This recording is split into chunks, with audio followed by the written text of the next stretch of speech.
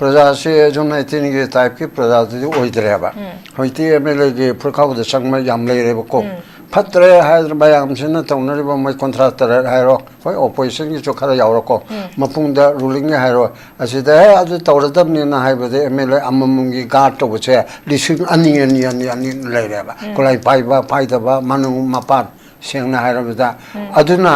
जो नहीं थी बता थोड़ा ओ कोई पुन मेगा अब राइजिंग में तोड़सी है बता अगो ये मेरे लिए शौक पे यार रोए अगो मिठाई या मियली अगो ये खोंबान तोड़ी अगो अदु तोड़ी अदु है रुझे मेरे खाली दीवार उधना अगोंदा कंप्लेंट तो बुलाई ओए मपम में तो पंजे तो पलारो अरे दा सुमाइना हाइबी के नो अखन मैं आमगे तोड़ी फिर अंकल खरे उबियो को पे हो हारेगे अदु पोट येन में कोप खरे तोड़ी अदु खगनते मेले के मथौदी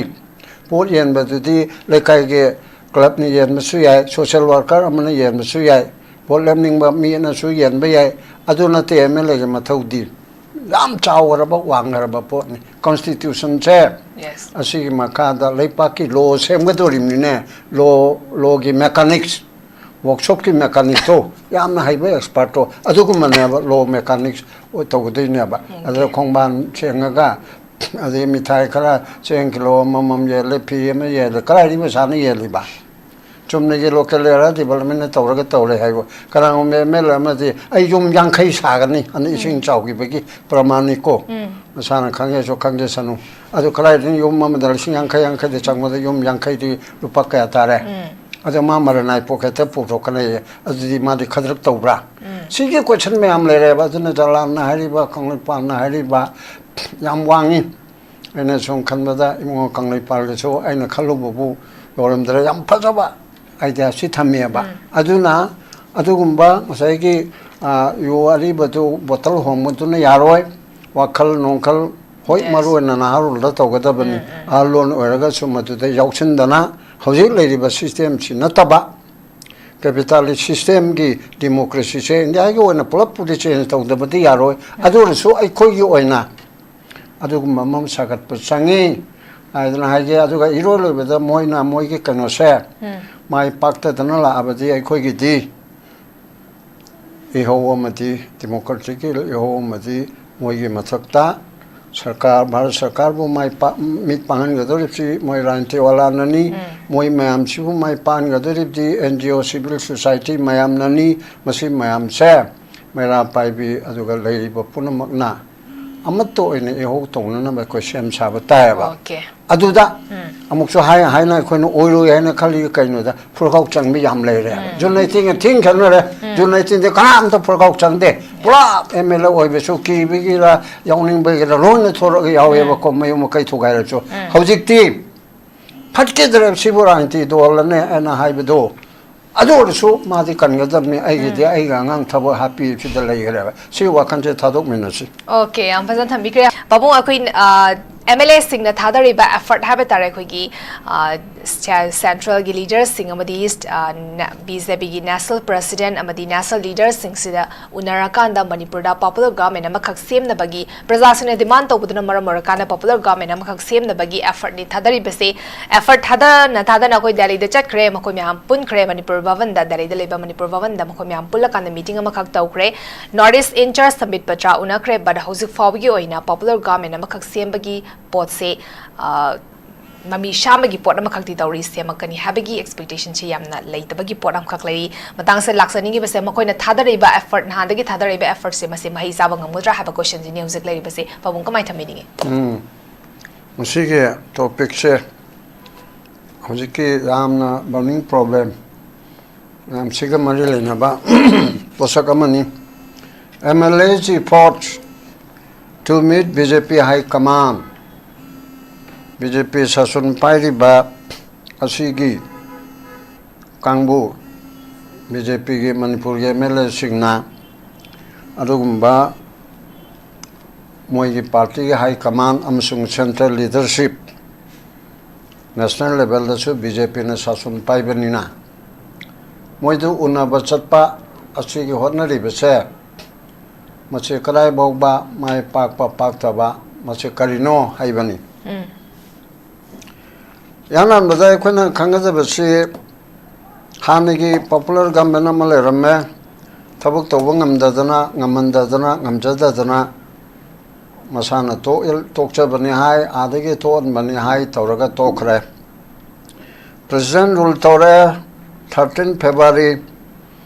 2025 tegina laya tha taruga mehale amu tha ama ani muchangshala haugiba matamduda parliamenta puthoktana makha sangthaba legre adu suspended animation nina sarkar se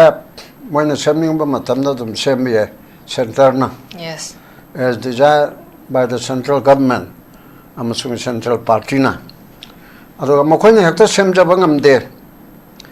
Manipur ke MLA singna kana gumana hai sarkar ki pairiba kangbu politician sing legislature sing mantri waramba sing mayam masina sonman badagi chom chaiba da hinjinna ada chatra samoina sida chum semjaba yaba dubo haidana hayaba adu makte yade ba hoji atai matamda yaba hoji te article 356 ki makha da President rule suspended animation as a dissolution natrabasu matam khargi suspended animation tawdana assembly cha suspend tawraga thammi banina assembly ji hingat pam changya ba president rule cha revoke to bam changya ba Yes. yana amrada president na governor ki advice matungina report matungina minister of home affairs na recommend to be matungina president na mage proclamation ma tawre thani chudringai manungda parliament da puthokadam ne puthokare pass tawre adudegi amu tha taruk suram daida amu extend tawre ado marga sida amu revoke tawraga president rule lotion babuti yayaba ada president rule amu makha sangthana la ibasi revoke tawge hairabati central government na tawgadam na ba in the name of president aduga kona parliamenta confirm tawgadam na ba aduna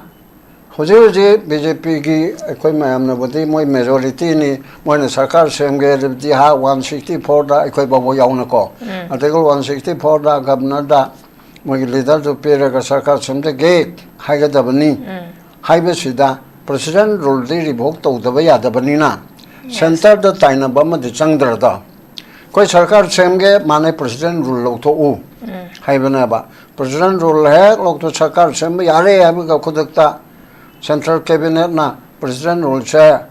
masi revoke tawre haidoine ba president na soi to holaga aduga adu natragati sarkar sem su yade ba anu sarkar sem magani ore natraga hayeng sem magani haibedu da nomi mamang da or pung halegi mamang da president rule chi revoke tawre haiba ma sangya ba madugi pot adu leibana election loraga ko sarkar semjarage haibedu ki maonga hojik semjage haiba khenaya ba hojik te 356 ki makha da leibanina ko moi BJP mam cha ma to ni yanare khalona Mr. Soin Cho chi boy ko leader khalle na governor de piro kanda governor na nang oiro haina invite to ngamdri ba until na unless president rule do 356 to revoke to dragadi proclamation amana revoke to gadabna ba aduna ada takshin badu di changya ba tawdabu machima klar oraga takshin masida moina son ba moige leader una bangam daba adwai dana ba akoina yam toina so haiba india gi state amiki same ruling party masen so oiba adugi chief minister na adugi MLA na adugi opposition na adugi MLA mayam na pulaga india gi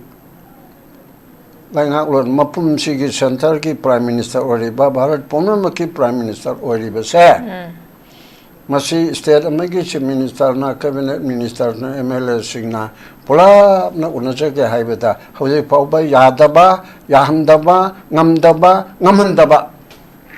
masi kwadi ngak ningai oyaba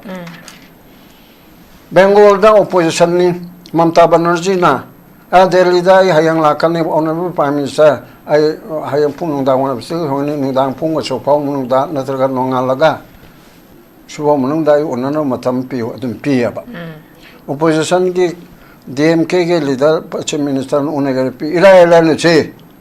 laldo homa Mizoram ki apik pe state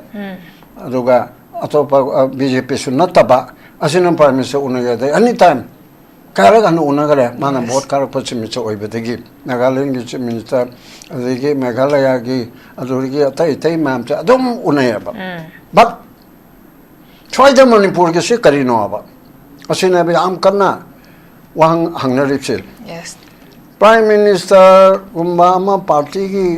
state party की मकोकना state party की legislature की मकोकना और MLA Singh मंत्री सिंहना इलाय line उनबम थोक्त्रो करिगमा prime minister ना मपान चखदना संगदबा अमा नारे ए हाइदना तौगिबा अमा नत्रगा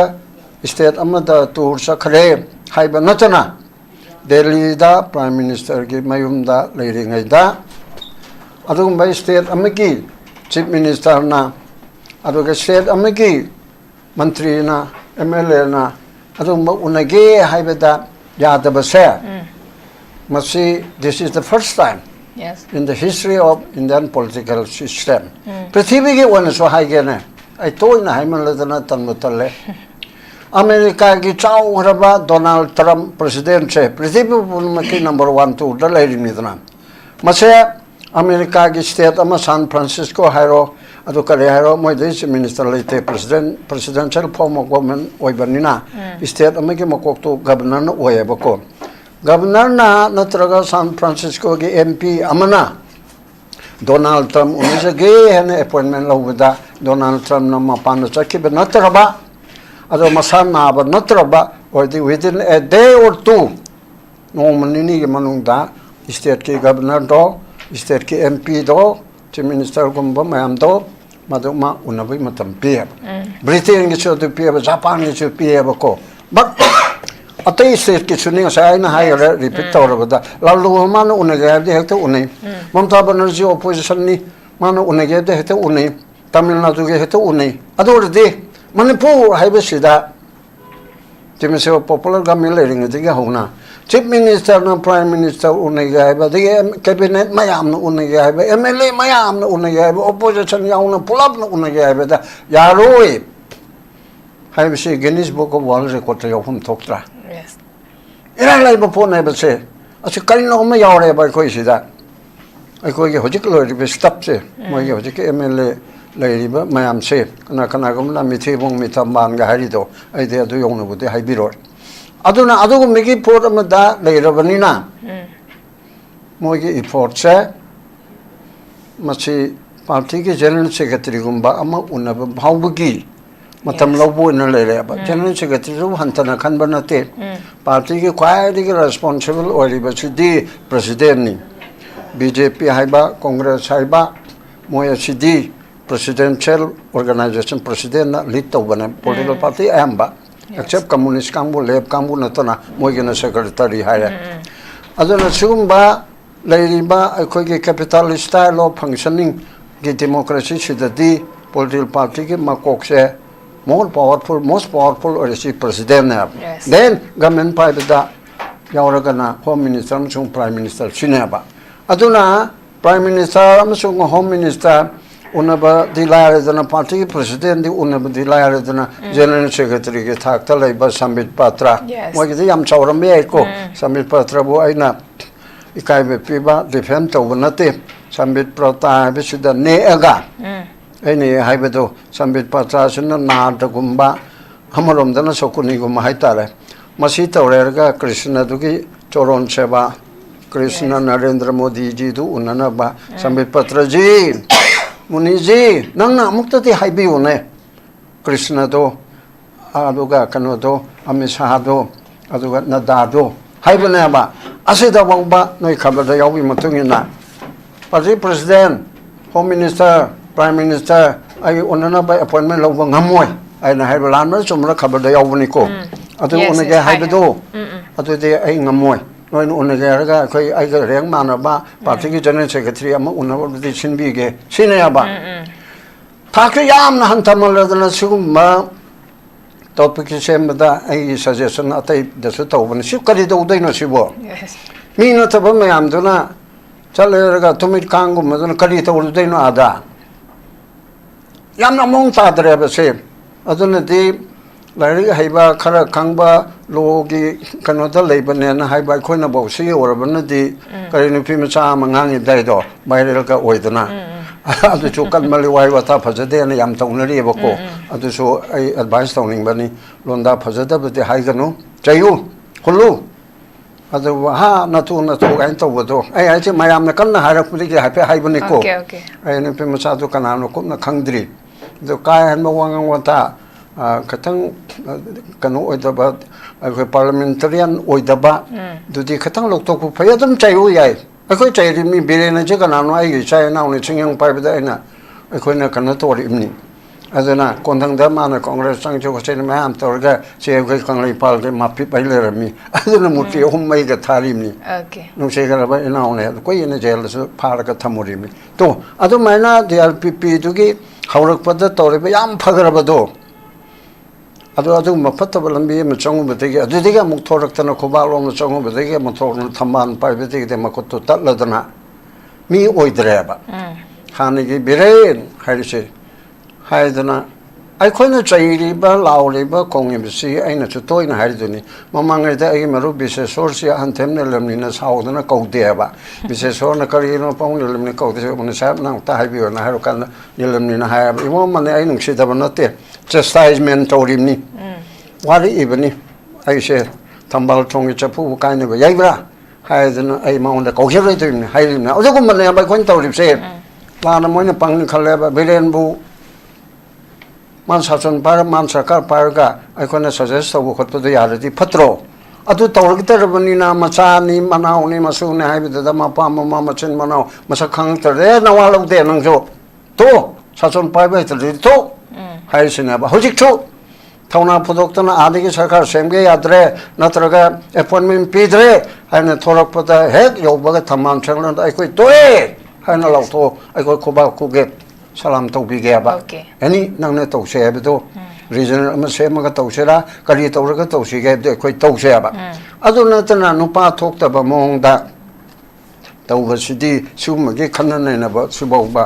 मरु मपांग लारलासु हाइबा खना खनागम अस अदुगुमदा यावरुरनुदा पाउबा हाइगलएबा अदु नाइना मिराज दवौबा आइना खरा हलोइना चाहिदिम सिगुमबा टॉपिक तौरनु खरा वांगबदा तौसे कोसेना हाइरिमनेबा अदुम पु फरे तौदना नंगे अरु लोसलकपदा अनबा राउंडगी MLA की report to meet MP BJP high command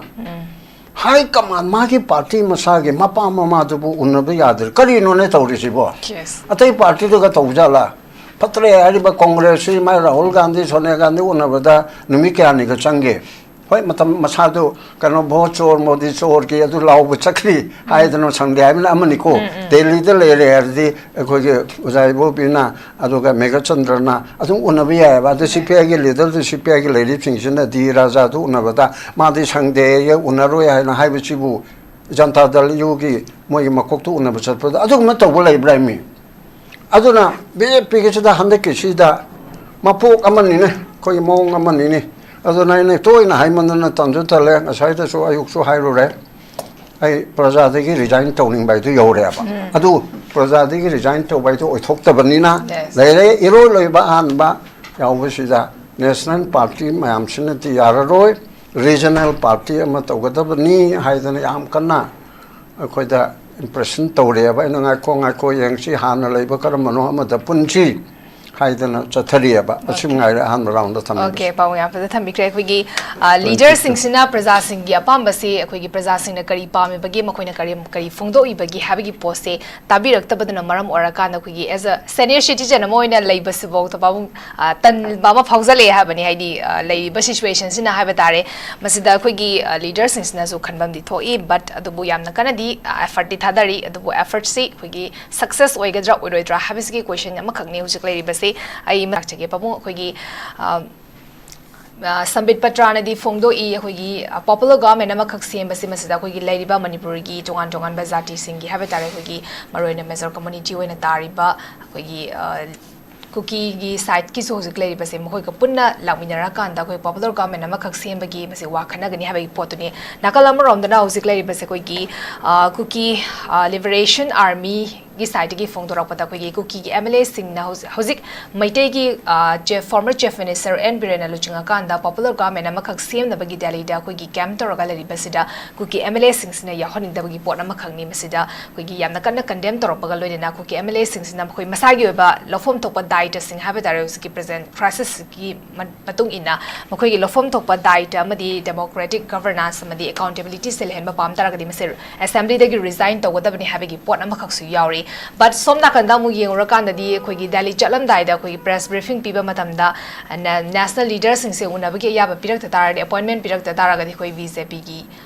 लेरिबा फॉर्मसिदगी अखोइ resign तौगनी हाबेगी pot अमखकसु लेरि अदुबो हौजिक summit पत्रा उनाख्रे अतोपदी उनबगी पोट से लेट्रि अदु तारदि मखोइ थोगला कांदा करम डिसीजन लरकदोरिबसे मससु खनानिगाय ओइ पबुंग कमाय थमिनिगे अदुनी यामना कोइसे सोनगरे मीना तबदौना तौरेमनी साइ कोइ मुजे हाइनरी सासन तबदा सेंटर की यावगनेबको ऑफिशियल लेवल दा अदो इंडिया की मको प्राइम मिनिस्टर ना मणिपुर के चीफ मिनिस्टर उनबदे यादरिबसे मसी वर्ल्ड की वैना अतांग पोट अमनेबा करी तौरमोइदे हाबे तौरमरोयबा मसी हाइतरबरा खंगदरबरा politics chap chaba how to speak in public how to deal leaders adegi politics kal maina tawgani constitution da kare hairi adegi mantri moina chief minister moina kar maina ngangani kai bese masi makok te hauna koi sida yautre political party punamak ta ayam bana haitare wangang bai tare ka mai politics tawdino yes nang mai di chomde nang chakchara bro nang kharai chali haibdu na taba MLA amo aina karmai ngangani party ki president na moina secretary moina kali tawni se aina ano ba campaign ma party mayam da kan sagat ke na kalliya ba ngang ba hana tambiyu ngang ba di ai cham cham na ngang bu na te ko Britain da America da a complete public speaking course hang ma sumaina party ki hangaga wa karmai ngangani leader mo oina politics kan mai tawni manipur ki history se karino aduga constitution da khangdaba yadaba MLA amana aduga MP amana khangdaba yadaba sine karino aduga karmain toraga leader singbu ekhoina ngangdana ka aina mamang he panbado DRPP ekhoi toring the all parties da Chandramni na Bajpai bu sumbado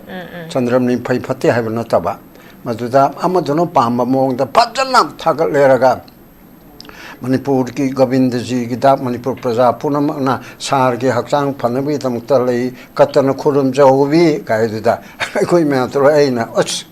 मदि फजन तो मदुम prime minister दुना खलंदो मालेबा वगे नातो नंबा इकाई थिगन बका मोंगांग बाहितबजी अमथि याम हाइरिना फरे फरे थिगाई क्या चाहिए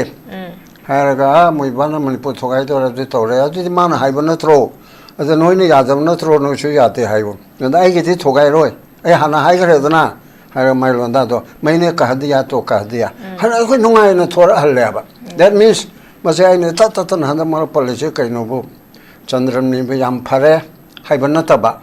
माना लीडर मद दिल तोबदो यस अदुगी पोतो वाजपेयी ना इंदिरा गांधी दा दिल तोबदो ओपोजिशन याम कन ngang सकरबदो हना इन फिल्म मसे न इमरजेंसी है तौबा मा कंगना न छारगा म तवे मदो बीजेपी न कांग्रेस पु पंगन हुंदरम पंगथौ तौबा फिल्म लाइन खलादु ओरमद्रे असेंग बपोट अदो इंदिरा गांधी ना वाजपेयी न ओपोजिशन ओरगदा कनो म तानगा दमनि गाना वाजपेयी तला आगा वाजपेयी ना ओपोजिशन गिदि कनम खनबी गनो मैडम मदो नंग न तौगे हरम सबुक तौरो काय दना पिथो इबदो तो अदुगुम्बिगी पोट अमा वाजपेयी दो ओपोजिशन नि इंदिरा न हेंगाम होइ चौइबगा लाउबगा खोंबगा तौरिमनि लैपाके अपुनबा तारकपा कांददि इंदिरा द मानो सजेस्ट तौवे ओपोजिशन गे दai तौरगना ai फिल्म दो कंप्लीट पुदि येंद्रिको तो अदु मायना अखोगी लीडर सिंह से सरकार पाइरि बदन ओपोजिशन गे लीडर सिंह से मा कोलगा थमगदम नथ्रो बिरेना ओजाइबो बि तमोइबो B R O Joy Nimai चलवा डॉक्टर नारा सो एंड सो उतलक पियो कना नाला ओइसिदा यस मपान थोंदा पॉलिटिक्स के लाउना जबन ओ बिरेन कदुक सेबा कलि तौगेबा नंग दो सी तौने नंग ना कोइना हाइबि यादा तो ना ताना थिंगना तौबि याबो पोनेबा अदु दिन तना सोमना मपान थोंदा अगोइ पुनम डॉलर दुलि नाइना गनु सी ꯑꯗꯨꯒ ꯑꯩꯈꯣꯏ ꯄꯨꯝꯅꯃꯛꯁꯤ ꯄꯨꯟꯅ ꯊꯦꯡꯅꯃꯤꯟꯅꯁꯤ ꯀꯥꯏꯅ ꯑꯩꯈꯣꯏꯒꯤ ꯆꯥꯏꯅ ꯂꯝꯂꯥꯏꯒꯤ ꯀꯩꯅꯣ ꯃꯐꯝ ꯄꯟ ꯌꯥꯗ꯭ꯔꯦ MLAꯁꯤꯡꯅꯒ ꯍꯥꯏꯌꯦꯕ ꯑꯩꯈꯣꯏ ꯄꯨꯜꯂꯒ ꯊꯦꯡꯅꯒꯗꯕꯅꯤ ꯀꯩꯅꯣ ꯄꯨꯟꯗꯣꯔꯤꯗꯦ ꯄ꯭ꯔꯖꯥ ꯃꯌꯥꯝꯗꯤ CSO ꯃꯌꯥꯝꯗꯤ ꯄꯣꯂꯤꯇꯤꯀꯦꯜ ꯄꯥꯔꯇꯤ ꯃꯌꯥꯝꯗꯤ ꯄꯨꯟꯒꯦꯅ ꯉꯥꯏ ꯂꯩꯔꯦ ꯄꯨꯟꯗꯧꯔꯤꯕꯗꯤ ꯀꯔꯤꯅꯣ ꯄꯨꯟꯒꯗꯧꯔꯤꯁꯤ ꯔꯨꯂꯤꯡ ꯄꯥꯔꯇꯤꯅ CMꯅ ꯅꯠꯇ꯭ꯔꯒ ꯑꯣꯄꯣꯖꯤꯁꯟꯒꯤ ꯀꯩꯅꯣꯒꯤ ꯄꯥꯔꯇꯤ ꯄ꯭ꯔꯦꯁꯤꯗꯦꯟꯅ ꯀꯣꯡꯒ꯭ꯔꯦꯁ ꯀꯝꯃꯨꯅꯤꯁ ꯑꯗꯨ JDU ꯑꯗꯩ RPI ꯑꯗꯨꯗꯣ ꯂꯣꯏ ꯂꯥꯛꯑꯣ सिगुम्बा लाइपाके कइनोमता को खनसी प्राइम मिनिस्टर से कोई माम चलगा उनोलुसी आई कोई दो करिगममता चांस पिबिद्रे हाने तोरदा अदुदा इबो बिना आरा आई नंग नवालो दे लखन ओ जो ngangan घरबा दुन लेथोकद्रा नंग कौरते हाई मिने बंधु को लायाने हानि गम सिंग दोइने बा सि तौनिंगदे बा अदुना अखोइगी मणिपुर के एडमिनिस्ट्रेशन मरोने BJP की आई चाइनाउनी बिरेन पाइबा गवर्नमेंट की मौंग मतौसे मसी Guinness book of world record तदनते म्यूजियम द थंबा याबगी पोट अम ओइरेबा अदुबु अखोइ हजिकसु आशा हंदे मान हेक होंगपा करिमा प्राइम मिनिस्टर होम मिनिस्टर उनबा याद्रे प्रेसिडेंट याद्रे दि थोरगा तुदे अखोइ बाय बाय प्लीज अखोइ BJP की टॉक्चरे हाइरगा मसाइ जलाना हंगिबेदो लोगे मतुंग इना टू थार से मैं कुन मंगाना फाबनी कुन तरुकला 37 गे अदुगी दुदा मोइना थोरे एरगा पार्टी अम सेमगा अदुसु लखाम हाइग्रेने BJP मणिपुर हाइना कौरगा सेमगा लीडर मखलगा कांग्रेस की मंगा सपोर्ट तोजरा अनि मरमदी रियल BJP ओइरोइदबनिना NPP की लेरे NPF क्लेर होय कांग्रेस की दुतो अदुना मेजॉरिटी से तुम फायाबा फारगा सिम चुमचिन प्राइम मिनिस्टर और सेमे तौगदबदी इराइबिदि लाइदे प्रेसिडेंट रूल दो लोकथोक्तना सेमबदे यादबनिना प्रेसिडेंट रूल दो लोकथोक्तना सेमबदे यादबनिना डिसॉल्व तौरगे हाइबसु ngami सेंटर नको अदु ओरगसु डिसॉल्व तौहलो जायगे मगे चाइना उखंगलेपाल ना हाइदो करिनो मोइना सरकार कइदो आई ममांगजु हाइगरे नको कइंखेना चेलगा कइदो फते के मल्ली प्रेसिडेंट रूल दो फरे ना आई भोगा उनो लावरमी अदुगा सवम ओइरमे चंपुत ओइरमे अदु रदि अमसु फतबा अदुदनेबा आइना politics ay yawning darabani adubu regional political force ama hoji mayam se makai dege hoji hangnariaba adamasisu amu MPP haiba ma MDF haiba ma ha good governance party agi kari khoi sarat ki lenga party PPP to kaile sidai bibhala churiaba moi mayam se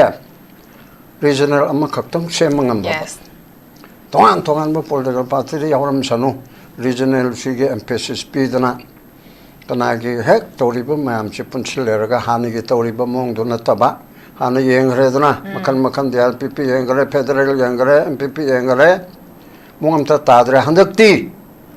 cookie न तंबीब परा मे 323 दिगा होजे फौबदा छै जलान सो हागिदो असिदा खोइ ma'am से पुनसिलेरगा हंदक्ति ज्ञान तमिनर से केदोगे कोई बोल रहे पदसु लेते यावसु यावनिंदे अदु मयामना मतेंग पांगो हारती अपन मा रीजनल फोर्स म तौरगा मसागी कई ओरिबा अदुगा सवम ओरिबा अदुगा BJP ओरिबा कांग्रेस ओरिबा नेशनल पार्टी होजी यामना तौनगा दरिसा अनि छिनेबको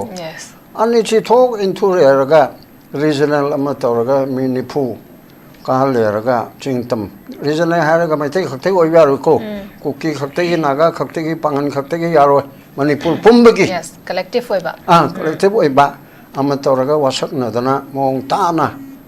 अदगी टिकेट पीबो खोटपदा हानिगे तौरमी अखोइ पार्टी दे कोइने याउजरबनी मादि PC गा हाबिदु नतबा मयाम छि का होइते लाइलेने केजरवाल टाइप ऑफ मागी स्टाइल दुदा केंद्र की इंटरनेट तौरगा स्कूल केंद्र दा कोई रीजनल की मी थाग कदरी मी मंगा लेछि मनु कनाने न फगनी पिबिरो मी लिसिंग कुंथाने पिरकनी सुगुनुदा लमलाइदा अमलाइदा छि लेरे कनमेन न फगनी सगुन बंदा रिलोंगदा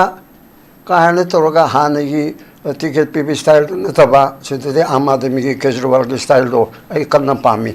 मैम दा हंगेगा मैम न थागल परसिनो खाइदेगा न फगनी हाइबे टिकेट पेरगा मोय हमद्राय मंग दो हम पुतरे कागिम नत्रा हंदक तबु kanona Narendra Modi sina opposition che hanna ba masidi yamna choba tikte taraibu adum apauba ama oirabna ba kanose Modi se BJP na sason paide ba hujik se Modi na paeba BJP ki program policy hairoya ba Modi ki program policy Modi ki guarantee Modi haibu nungai masida alum tona BJP ki chief minister amatana Modi ki wapandana sason tawbungam deaba Modi na haibani milising tara thabuk pi bi certificate pi bi su Modi na haibani sak pi je badu su Modi na haibani sebu karam makhan ki democracy no na koi budi koi roi nange mage party tu yaning da bene tan Rahul Gandhi na na amana bahut chor du chor hai se moi congress ki khodong chabal long na bu ti oiram ga ne bu chum khale na amaduna nangdi nangne hana du ne da ne hairim ni tno moi ni se hojik te ai se debating wal ni na BJP na ngang ye sai ba congress na ngang ye sai ba tai do na ngang ye sai puna mok che khon ta ga dam ne ba da kana go mana rain te do ma sen huna bi rain te do huna da di ngang ne da di ka du do ri ba ai ko sa nga ge le pa o se bro hun ge dab ni opposition na kan ngang opposition ngang man de na i di chawrim ni congress se opposition oi bi ki to hairim ne ba asida chama ngang tara phana ngang te BJP na sengdok na bo honai BJP na Narendra Modi ki style si di opposition chai ba congress chai na bi ki sason no na toya ba sason pai bi di opposition chai ro ro tabne opposition na chai rak padu taraga congress na ruling tor ma do opposition chai bi taraga in bam thok na khana ni engeni in bam thok taraga adum laini hojiki BJP ki style si manipur se dongai rena congress na sing class tang haijilu bada muina daram mam haijil kana ba kana ge general secretary ha du da an to buchna aduna loslak pada ina thamning ibdi chakar sem da ba kangde hojiki moina chali ba mogi matang na khana banina mai paraga thoro kai ma mai pak targa di aina handagi su hogre dana Nepal type so haijaro ama so haijaro Egoina to give June 18 do Maduki double June contract taruk ai chi praise jamna aina hodok chaba koila chai ama paren ko asida June time panda kanam ta hunaru bato dana assembly mai thabang ambagi shakti political party me amgi shakti aduga matamdagi speaker mantri waram sing kong marini yalaga pothorok pangambado aduga me hingsa du to sai banate ko lamna lokini miamgi uprising ama yes mass uprising ama mega uprising ama hong mathau tare aduga mathung da tungi damakta yenga regional political force ama mayam punamona punchilaga Mizo National Front haibado moi regional party manga tarupulaga sembani adugumna Manipur dal regional mayam chi punchilaga Manipur National Front ko maming se haisha haibanate adugum amma tawba chumbra haidna suggestion ni ko torne na ko na to godap su nate adu mata pham thokpra haidna sumaina khanjage okay hogi Lairiba kogi National Party habatare ko da pawung da line ama khaktang ai da hangjaram ge koi pawung hoji mamang da chatrikan da kogi resign to guni haba wafam phungdo ki ko MLA amagi site gi but hojik kogi MLA ama khangna du bo hojik kogi unabagi wafam sa popular government ki kogi pose leitabagi pot ama khak hojik phungdore ba sabit patrana phungdore bo wafam sigi matung inadi kogi yamna thuna popular government ama khak sembagi asaji udaba adoi taragadi mukhoi se mathang mathang tholak padi hoga dore ba but kanda koi prajamyam da mukari haiga dori bano pabung ko mai thamini tentak aduna koi ge prajamyam ge sagat pam sange haise praja se jomna tini ge type ki praja di oidre ba hoiti MLA ge phurkhaw de sangma yam lei re ko phatre Hyderabad yam sin ta unari ba mai contractor hairo koi opposition gi chokhara yaw ko mapung da ruling ge hairo asida adu tawradam ni na haiba de MLA amamungi guard to che lising ani lei re ba kolai pai da ba manu mapat sengna hairo da aduna jone ting da thoro koi pun mega uprising ma torsi haiba agoi MLA ge chokpa yaroi agoi mithai ga mieli agoi de khongban tauri Koi adu tori adu halu de mele kale de waro dana engonda complaint to bulai oye mapam ta panja to palaro are da sumaina haibi gano kon ma amge tori pide uncle khare ubi ko pe ho harege adu port yen ma korpa khare tori adu khakna te mele ma thaudi port yen ba du di lekai ge club ni yen ma su yai social worker amana yen ma su yai ꯚꯣꯠ ꯂꯦꯞꯅꯤꯡꯕ ꯃꯤꯅꯁꯨ ꯌꯦꯟꯕ ꯌꯥꯏ ꯑꯗꯨ ꯅꯠꯇꯦ MLAꯒꯤ ꯃꯊꯧꯗꯤ ꯌꯥꯝ ꯆꯥꯎꯔꯕ ꯋꯥꯡꯈ꯭ꯔꯕ ꯄꯣꯠꯅꯤ ꯀꯟꯁꯇꯤꯇ꯭ꯌꯨꯁꯟꯁꯦ Yes. ꯑꯁꯤꯒꯤ ꯃꯈꯥꯗ ꯂꯩꯄꯥꯛꯀꯤ ꯂꯣ ꯁꯦꯝꯒꯗꯧꯔꯤꯕꯅꯤꯅꯦ ꯂꯣꯒꯤ ꯃꯦꯀꯥꯅꯤꯛꯁ ꯋꯥꯔꯛꯁꯣꯞꯀꯤ ꯃꯦꯀꯥꯅꯤꯛꯇꯣ ꯌꯥꯝꯅ ꯍꯩꯕ ꯑꯦꯛꯁꯄꯥꯔꯠꯇꯣ ꯑꯗꯨꯒꯨꯝꯕꯅꯦꯕ ꯂꯣ ꯃꯦꯀꯥꯅꯤꯛꯁ ꯇꯧꯒꯗꯣꯏꯅꯦꯕ ꯑꯗꯨꯗ ꯈꯣꯡꯕꯥꯟ ꯁꯦꯡꯉꯒ ꯑꯗꯩ ꯃꯤꯊꯥꯏ ꯈꯔ ꯆꯦꯡ ꯀꯤꯂꯣ ꯑꯃꯃꯝ ꯌꯦꯜꯂꯦ ꯐꯤ ꯑꯃ ꯌꯦꯜꯂꯦ ꯀꯗꯥꯏꯗꯒꯤ ꯄꯩꯁꯥꯅ ꯌꯦꯜꯂꯤꯕ ꯆꯨꯝꯅꯒꯤ ꯂꯣꯀꯦꯜ ꯑꯦꯔꯤꯌꯥ ꯗꯤꯕꯦꯂꯞꯃꯦꯟꯅ ꯇꯧꯔꯦ ꯍꯥꯏꯕ ꯀꯅꯥꯒꯨꯝꯕ MLA ꯑꯃꯗꯤ ꯑꯩ ꯌꯨꯝ 50 ꯁꯥꯒꯅꯤ ꯑꯅ ꯏꯁꯤꯡ ꯆꯥꯎꯈꯤꯕꯒꯤ ꯄ꯭ꯔꯃꯥꯟꯅꯤꯀꯣ